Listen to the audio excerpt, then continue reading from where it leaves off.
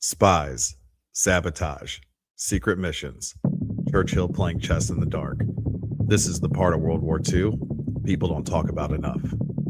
Tim Gray breaks it all down, and trust me, you're going to love this. You do such a great job of covering a, a vast majority of things that have happened, events, places, battles, soldiers, Marines, the people who were involved in that. What when you decide like, hey, this is the next project? Because I want to say I saw on the website you have like 4 or 5 that were planned.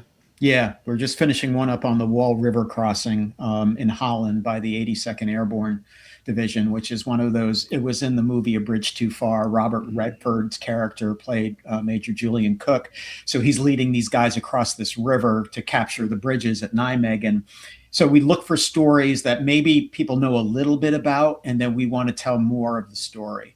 And so we're doing that with the Wall River. We're doing one on the Hürtgen Forest. Because not a lot of people know about the Battle of the Hürtgen Forest because it's overshadowed by the Battle of the Bulge during World War II. But 55,000 Americans died in the Battle of the Hürtgen Forest. The casualties were crazy, but it gets overshadowed because next month they're fighting the Battle of the Bulge, which is even bigger. So we just try to pick different topics. Whether they relate to the United States or whether they relate to other nations. It was really a global war. So we try to cover all aspects of the war, not just the United States, but England and France and the Soviet Union and the home front and the Holocaust and women and minorities. I mean, everybody was sucked up into a battle where about 5% of the Earth's population died. 70 million people died. So it wasn't just the United States. We were latecomers. I mean, England had been battling Germany for 2 years before we got out. England was on the verge of being invaded by the Germans. And so, we played a role in turning the tide of World War II, but to say that we won World War II is a misnomer. Yes. The Soviets paid the biggest price. 28 million people died. 11 million of them were soldiers. So it's a global war. It needs to be taught from a global perspective that it wasn't just the Soviets. It was all these other people. It wasn't just the Americans. It was the British. It was the French. It was the French resistance. It was Churchill. It was Roosevelt. It was Eisenhower's leadership. It was MacArthur in the Pacific. It was Nimitz. There are just so many stories to tell from that time. We try to focus on ones we think people will find interesting. And then you talked about the rabbit hole. Then our hope is once they're done with our film, that they'll go down that rabbit hole and go Google Peleliu or Google Pearl Harbor or Google D-Day or the Holocaust to learn more. So you become a conduit to the story to say, wow, this is really cool. I want to know more about the USS Arizona. Let me type in USS Arizona on my Chrome browser. So that's just the way we've always done it. And the hope is that other people will want to know more about what grandpa did or what their dad did or their mom did during World War II. So, and how do you? Oh, go ahead. This is for Scotty. Some Canadians too. You know how Canadians are. Yeah. Oh man. and I'll obviously include links to everything that y'all are doing, but so you're talking about inspiring people to go down those rabbit holes. So people wanted to. What's the best way they can go about just checking out your library of work and the things that you've done? Yeah, absolutely. All of our films are available for free. So we post them on our website, which is World War II Foundation. It's WWII Foundation.org. So all of our films are there for free. We also have a global app, which you can download on the iTunes Store or Google Play. You can also watch it on Fire Stick TV and Roku, or you can download the app like you would download the Hulu app or Amazon Prime app, and you can watch all of our films for free. We want everything to be free. We don't ever want to put a paywall up to have younger people learn about World War II. And that's something we've been adamant about over 20 years, that this needs to be available to students, educators, and the public, and there needs to be no paywall. So a young 14-year-old who wants to watch a film about Pearl Harbor has free access to that film. So that's our mission. And that's kind of one of the reasons I wanted to bring it up too, was because of the work that you all do on kind of the macro level, Mhm. because we've talked about it before. I had Nick DeVoe and Lars McKee on here, and they do a lot with the Caribbean. Yep. Just what was it last? It was April. It was April whenever I started to learn things about the involvement in the Caribbean and just the people that went from Trinidad and Tobago, that went from St. Lucia, that went from Jamaica, and their role. And I remember whenever I was on a podcast with them, and I was discussing kind of exactly what you said, how we think that we won the war, and yeah, it makes for a cool T-shirt, back-to-back World War champs. Um, you know, but whenever it comes to recognizing like the toll, like you said, of the Soviets, the amount that they lost, and how global it was, and that's why I love to shout out to Nick and Lars what they're doing. I mean, what they say, Neil, they have like 100 and something countries represented in Yeah. their logbook In the logbook, project, yeah. where they're highlighting individuals, even individuals who survived the bombs Yeah. in Japan. Hmm. The toll, like you said, it was global, and I think that's so important Hmm. to share. Like, yeah, we're badass, we're Americans, but we wouldn't have done it. Well, maybe we would. I don't want to say we would. We are pretty tough, but we didn't do it alone. I'll say that. I don't want to say that we couldn't have done it alone. I'll say we didn't do it alone. Yeah. Best way to say it, maybe. Yeah, I think England's a perfect example of that. All of Europe had been overrun, and England, because of Churchill's leadership, is able to hold on until Pearl Harbor. I mean, there was, let's be honest, there was nobody happier in the world at that time that Pearl Harbor happened than Winston Churchill. Okay, because now he's got the American industrial might behind him. He's got all these additional troops. He's got 16 million Americans who've now joined the war, who are signing up. He's got Detroit. He's got these cities that are making tanks and planes, and he just has the industrial might, the arsenal of democracy, that all of a sudden on December 7th, 1941 is now behind England. And America changed the tide of the war.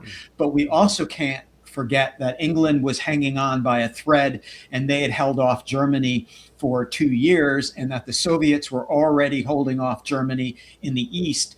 And, the French resistance was starting to mobilize, and they were starting to, and the Dutch resistance. And so everyone starts to play a role in helping this. But to say one nation, for the Soviets to say they won World War II, that's wrong. For China to come out and say they won World War II, that's wrong. The Allies won World War II. Yes.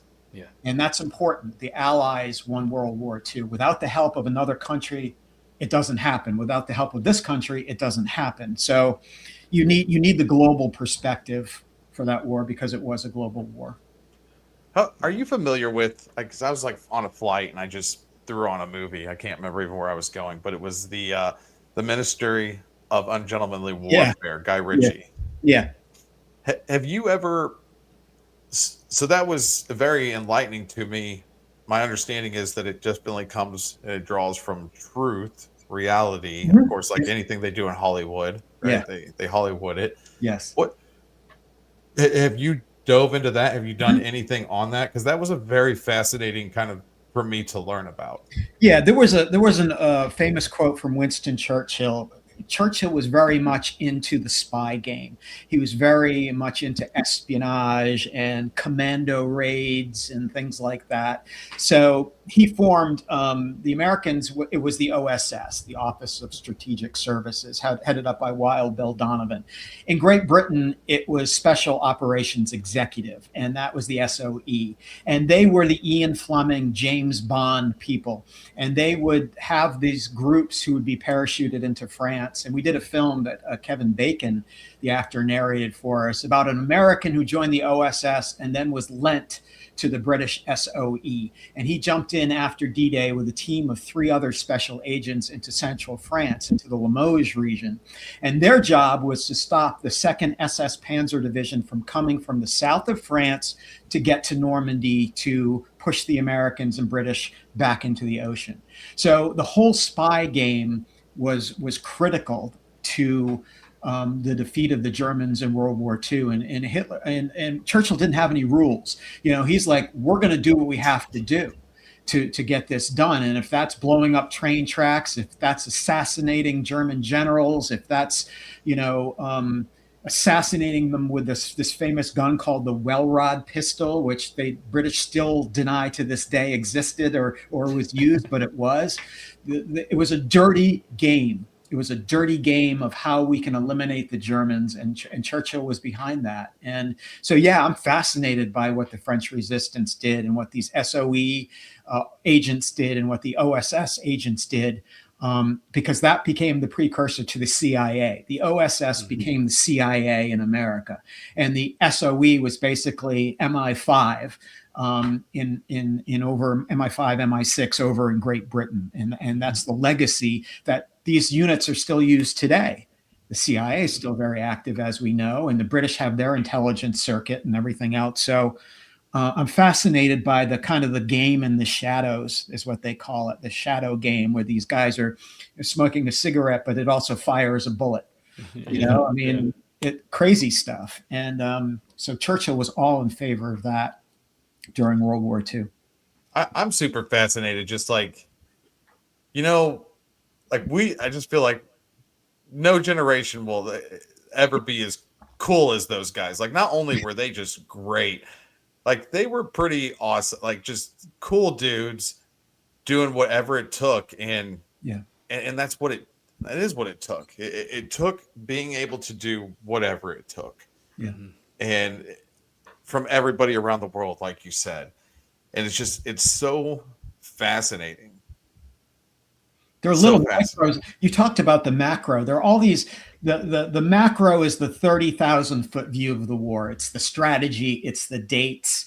It's those things that we look at from above. The macro are the special agents, and the macro is that one individual battle that took place on Peleliu, or that's the macro look at the war. And we always focus on the micro, or the micro, reverse that. The micro view is that the guys who did the fighting, and the guys who did the strategy, and the guys who were there. So the macro is the 30,000 foot view, and the micro is the 5,000 foot view of the men and women who were there. And you see the story through their eyes, not the strategy. Two guys in a foxhole, and the Germans are coming at them, and they're sitting next to each other. And I'm sure you guys experience this in combat, is that you don't see it the same way, even if the guy's sitting next to you and you're looking at the same exact thing. You might see it in two different ways. And that's why no two stories from that time period ever, to me, are the same. Because it's all about the personal interpretation of what you're witnessing and what you're going through. And there's a different lens that's put on it. So I always say there were 16 million Americans who served in World War II. There are 16 million individual stories, whether they were in combat or flew a desk in Washington or were on the home front building tanks or planes. Everyone had their own individual story from that time. And I think that's the case with anybody who's been caught up in a conflict or a war or anything else. Yeah, I love that. We say that over here quite a bit often too, is that, like, from the commanding general down to the private, everyone has a story. Yep. And in my opinion, I think that they're all worth hearing, recording, documenting, sharing. Yep. And, that's kind of what we love doing here, is whenever we can bring people in and get their story, even your story about being 6 years old, picking up a book about Africa, because your story matters, right? Like your story, because it led to you doing all that you've done. And I mean, that's kind of the way that we look at life over here, I guess, is, everybody's story, even if it's somebody that volunteers at like a soup kitchen for homeless veterans or whatever it may be. There's something that inspired that sparked that person to do that with their life. Yep. And it's beautiful. Everybody's got a personal story. It doesn't matter whether they were in combat or whether they, whatever it is. Everyone's got their own story, and we're only on this planet for a certain amount of time. So you write your own story. And some stories are worth a Hollywood movie, and others, are just stories that are normal people about, going about their normal lives, but it's still a story. if I can ask without, I just don't want to be concerned with bias or insulting or offending anyone. Is there a single story that you've told that's just kind of like that one's closest to your heart? I know that's a tough question. It's very tough because it's like, who's your favorite kid? You got 5 kids. Who's your favorite kid? Well, all the kids are different.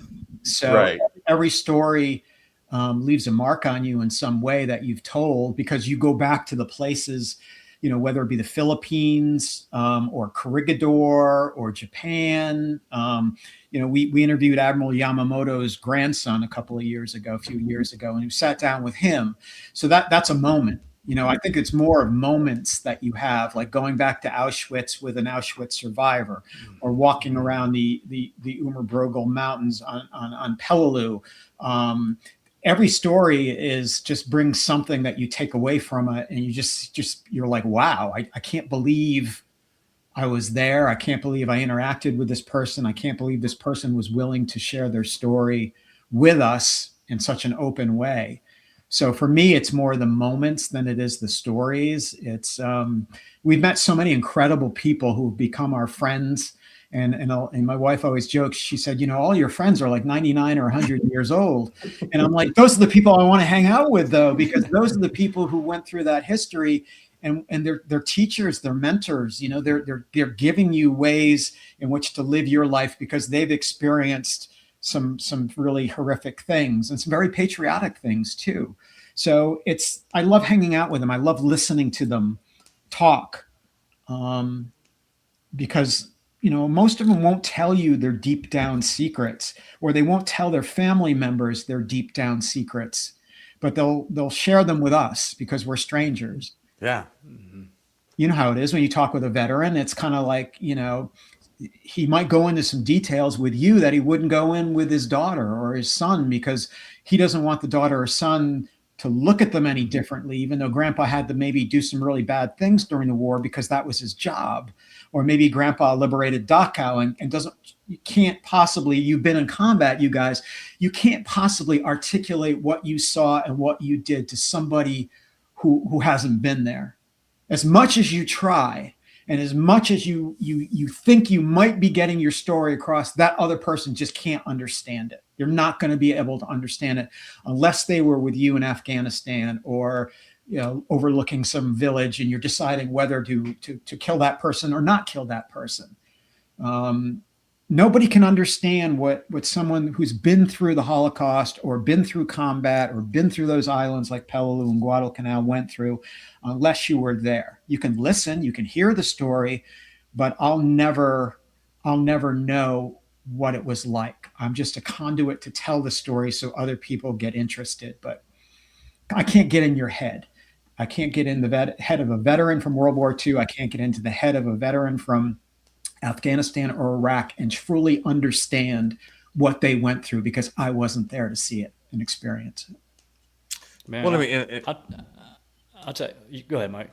I was just going to say the same can be said for us. I mean, what is it, episode 6, 7 of Band of Brothers, when Easy discovers the concentration camp. Oh, Landsberg, yeah.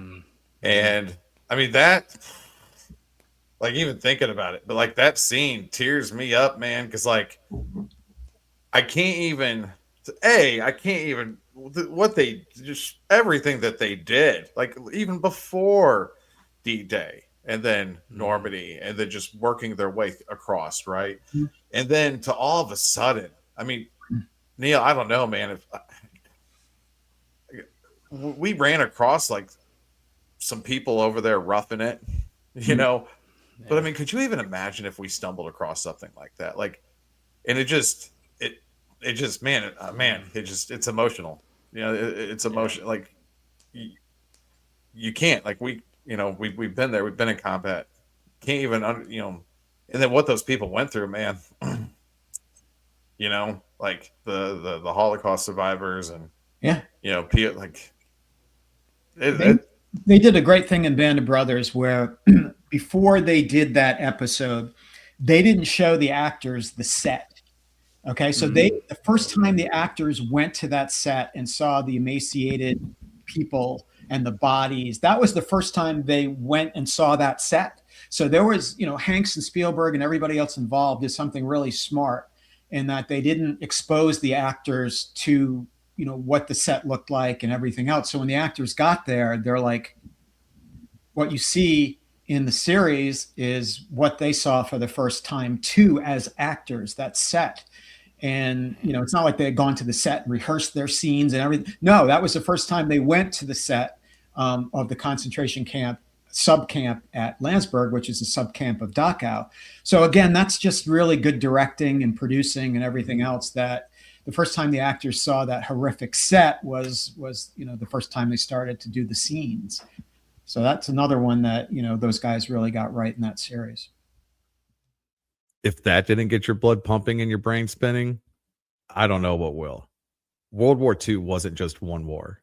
It was a global fight with a whole shadow war happening underneath it. If you loved this, go watch the full episode with Tim Gray. It's packed with stories, perspective, and moments like this that remind us why history matters.